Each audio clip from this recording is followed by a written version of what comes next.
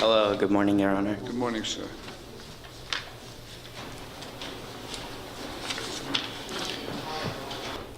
Mr. Saki, you are charged with disorderly conduct.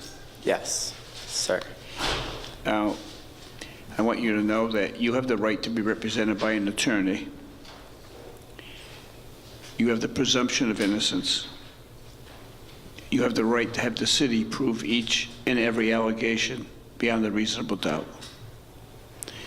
You have the right to present witnesses on your own behalf, and you have the right to cross-examine witnesses who may testify against you. Do you understand that? Yes, sir. And you have the right against self-incrimination, which means you don't have to say anything. Do you understand that? Yes, I understand, sir. Okay. Can you afford an attorney?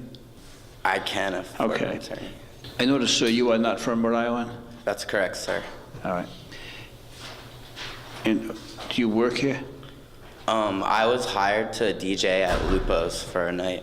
Okay. First of all, I can tell you that you are not in jeopardy of going to jail. I read the report, and I'm going to read the report so that you will understand what the police allege happened, and then you can tell me if you want to. Now, you have the right to have an attorney with you, and ordinarily, I would not engage in a discourse with anyone if there was any chance of them going to jail. There's no chance of you going to jail on this matter. So there is a chance that I could dismiss it or do something less than jail, which I'm going to do. But I'm going to tell you what the police say, okay? Okay.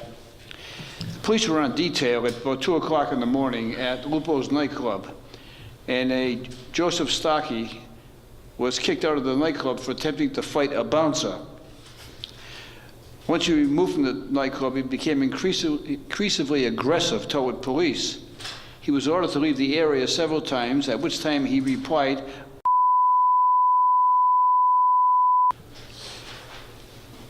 Mr. Stocky began screaming and threatening police as well as nightclub employees. He raised his voice several times in an attempt to gather a crowd. Police ordered Stocky to vacate the area once again, at which time he screamed.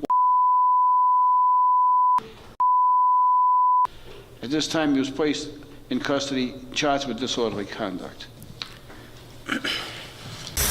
This guy had some super alcoholic muscles. I hope he enjoyed the accommodations.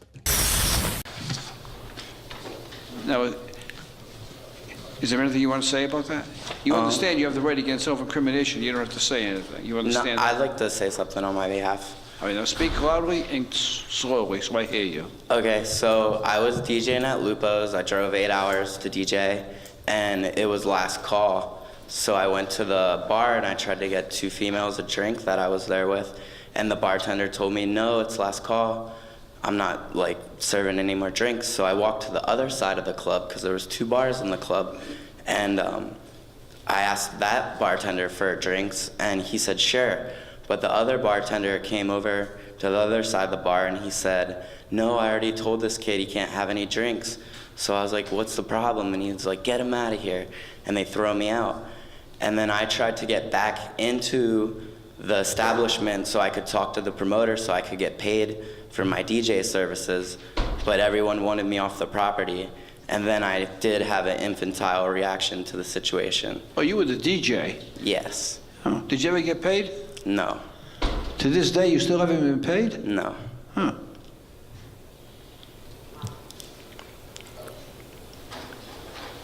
How many drinks did you have that night? I was a little tipsy for sure, and that played a role. I knew that as soon as I read the report. We have what we call alcoholic muscles down here. Yes. I read the report, I looked at you, and I read the report, and it said that Mr. Stocky wanted to fight one of the bouncers. It's been my experience, the bouncers are always, you know, they're over 6 feet, they're muscular, right? And you wanted to fight the bouncer. I'm not sure. Go well. If you got a good left hook, I'm not sure, right? But I don't think that was a good idea. No. What do you think, Inspector Quinn? It was not a good idea. Was the bouncer bigger than Inspector Quinn? About the same size. Yeah. You think you can take him? Well, who knows, Judge? Judge, now who knows? I don't know. He's not sure whether he can take you, Inspector Quinn. I'm not sure either, Judge. No? willing to give it a try, but I'm not sure. No, I don't suggest that. I'll opt out of that. I learned my lesson last time. Inspector Quinn, you must have a recommendation on this matter. I do, Your Honor. Based on no previous history with police, the one charge he did have was dismissed with prejudice. The city will offer a 6-month filing with a $35 court cost on a NOLO plea, or naturally he can come back for trial. Inspector Quinn, I would say that 99% of the time that I accept your recommendation, and usually we're on the same wavelength, but I think given the circumstances in this case, he was working there. He didn't threaten anybody. Nobody was placed in any danger. It was all verbal. He just ran his mouth. He had a few drinks and he ran his mouth.